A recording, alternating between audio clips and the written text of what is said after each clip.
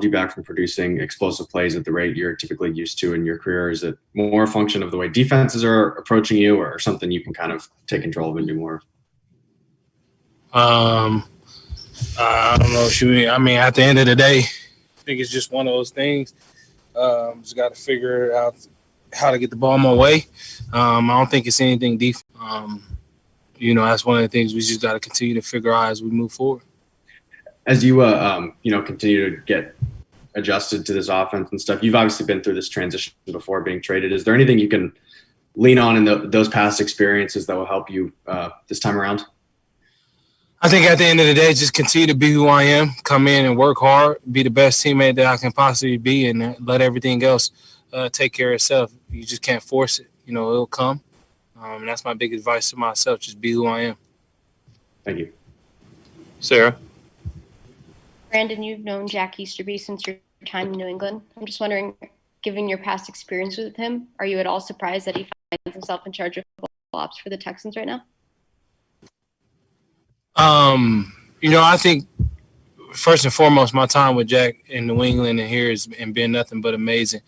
As far as, finding himself where he is now, I think just at the point that we are, that's what happens. But at the end of the day, he's a great man, been nothing but great to me. And that's a guy that I think is going to be great, moving forward, whatever that looks like. But, that's a question for Jack and the owner. I'm just supporting whoever is here in this building. What is it about him that has made him excel at whatever role he's been in? I think his connection with people. He connects with people really well. His faith is his foundation for him. So I think the way that he's able to connect with all walks of life is speak wonders of who he is. Aaron Wilson. Hey, Brandon. As far as your transition, obviously you guys hope to be more competitive, and to be here at this point at 0-4. How tough has it been for you? What is your emotions like as you kind of deal with the slow start and also not getting the ball as much as you had in the past with the Rams? At the end of the day, I think what I'm feeling is what a lot of us feel, and that's we should be having wins on our in our column right now. But at the end of the day, like I said, the biggest thing that we can continue to do is come here and work hard, work smarter, and work detailed, and not try to press. We know football. We got a lot of talent on this team. And at the end of the day, we just got to be there for one another, stick together, and tune out the outside noise. Right. Brandon, what's your level of timing? What's your relationship like with Deshaun as you guys have gotten to know each other more? How do you feel like you guys have evolved together? Obviously, he's the entrenched quarterback. You're a new wide receiver, and that relationship is a building one. Yeah, I think it's continuing to grow every single day, every game, with our practices. And I think, we're moving along just like we should. This game is interesting when you got a new quarterback and a new receiver. You got to get used to those little nuances. And I think he's continued to do that with me, and I'm doing that with him.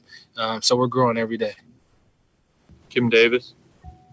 Hey, Brandon, can you just talk about what this week of practice was like, if anything was different, and just what it was like the last few days since the changes, especially offensively? I would just say that, we came in how we've always been, getting to work and, paying attention to the details and working hard. At the end of the day, we just know we got to get a win, and that's what we're focused on. And everything else, we got to let, take care of itself. Thank you. Aaron. Brandon, you're a guy that's capable of making big plays. You've made a lot in your career. You've been able to get deep consistently. What do you think it will take for you to start to break out and to have the kind of production you're accustomed to? Because I know that you've done that before with other quarterbacks. Yeah, I'm just going to continue to trust the process. And when my opportunity comes, to take advantage of it. And that's the biggest thing that I've been telling myself. Just be ready when the opportunity comes. Don't try to force nothing. And at the end of the day, if we winning and I'm not getting any production, at least we winning. So that's my main focus, is how we can get a win and help my team to be able to do that the best way I can. Is this a time where, I guess as players, where you talk a lot amongst each other about sticking together and things like that? Is this kind of conversations you're having with your teammates right now? I think that's just a known thing. You don't, not necessarily getting together and talking about it, but just the feel that you have. We all we got in this building.